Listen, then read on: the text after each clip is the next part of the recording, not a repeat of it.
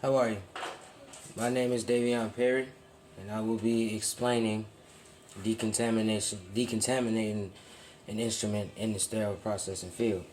So, for today, I will be showing you how in the sterile processing field how it is supposed to be done when it comes down to decontaminating a specific instrument or item. And the items I've chose to use today is Mayo scissors, tissue forceps with teeth, the please excuse me,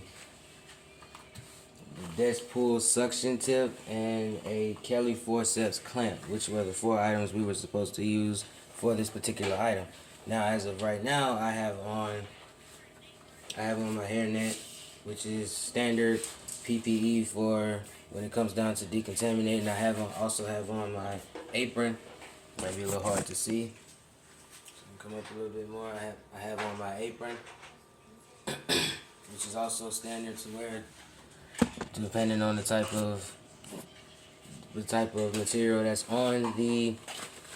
on said instruments at the moment in time. And I also have my nylon gloves, but I haven't put these on yet, specifically simply because I haven't started cleaning yet. When I start cleaning, these are supposed to be on your hands. These are also some of the tools that I'll be using to clean these instruments, which is a scrub brush, which has a sponge and a scrubber on both sides, which is very convenient to use when it comes down to cleaning instruments. I also have a pipe cleaner, and I also have a bottle cleaner, which will come in handy for cleaning the suction tips.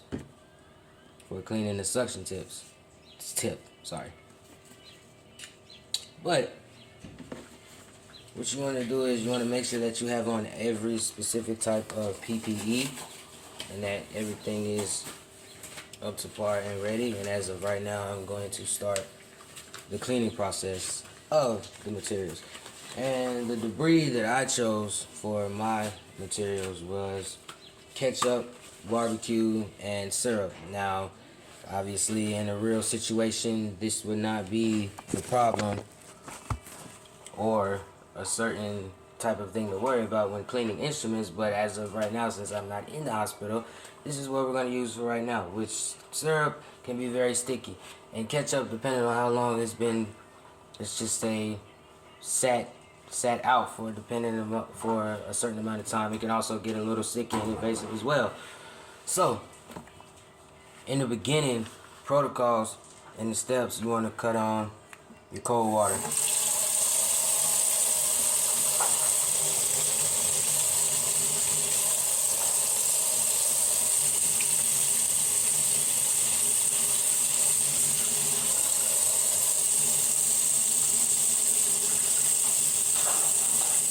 I think it's a little weird.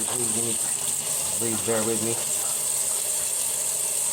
Okay. So in the beginning, you wanna rinse off your tools items with cold water.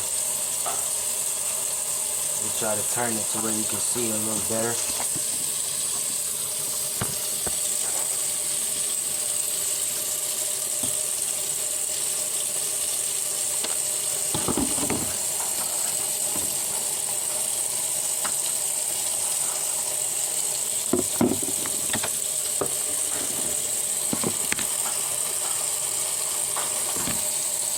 Now, I've turned it to where you can see a little better.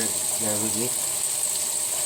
Forceps, the teeth, see how it's covered in it pretty good.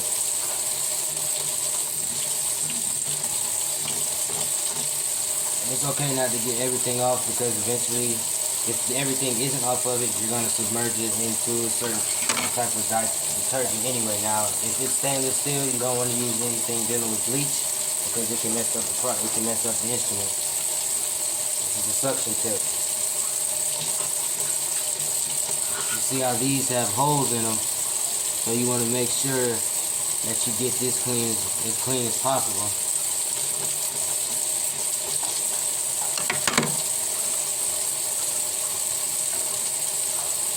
These are the Mayo scissors.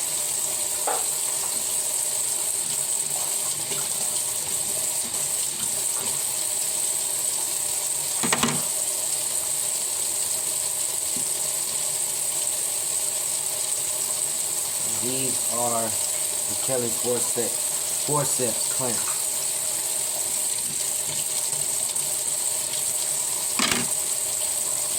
Now, after you submerge them in water, you're gonna grab the brush, which is this. You're gonna start scrubbing.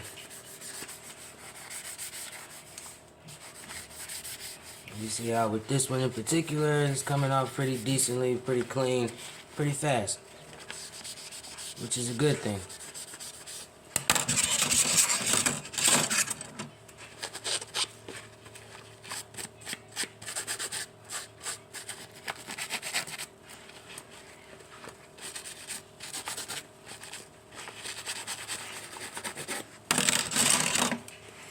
Now, we do it in this particular way, specific way, mainly for the patients, also ourselves, so certain illnesses or diseases don't get spread around, but mainly for the patients to make sure, this is also what I'm going to use for the suction, but mainly for the patients to make sure that there's no cross-contamination, that the patients are safe, and that whatever they have, and that whatever we're cleaning is cleaned properly and efficiently.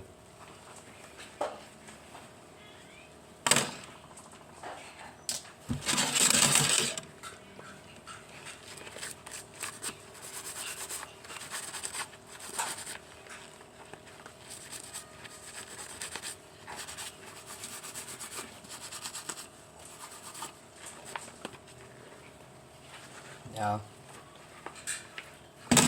any other time when doing this process, you would make sure that you have a soap or detergent that isn't too foamy, so you can be able to see your products. Now, in that aspect, I have kind of failed because this is the only soap that I had, so this is not the best example to use. But in the real situation, that's exactly what you would have. Soap, you would have detergent or any type of soap that you use to clean the products or instruments with, or that the water is see-through and that it's not too foamy, so you'll be able to see exactly if the debris from whatever it is has come off.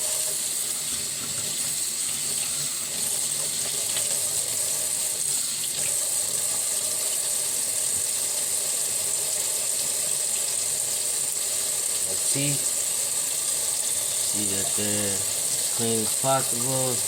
No more debris or anything on it.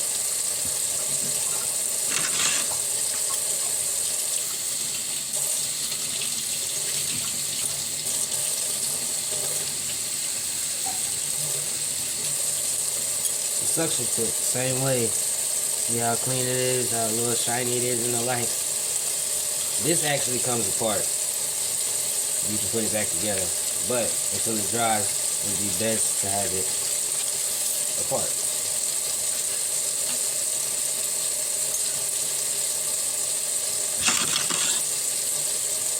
The nail scissors.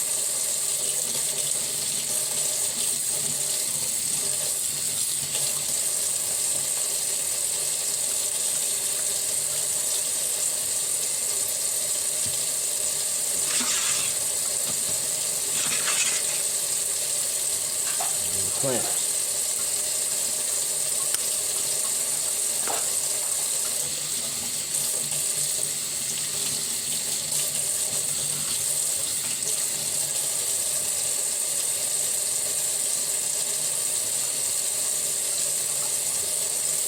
Now, once you finish that process, you want to make sure you discard everything that needs to be discarded, which is the water from the sink. You let that drain. The scrub, you would throw that away because these are not reusable, so you would get another one when you need to clean it again. Take your gloves off. These are also disposable.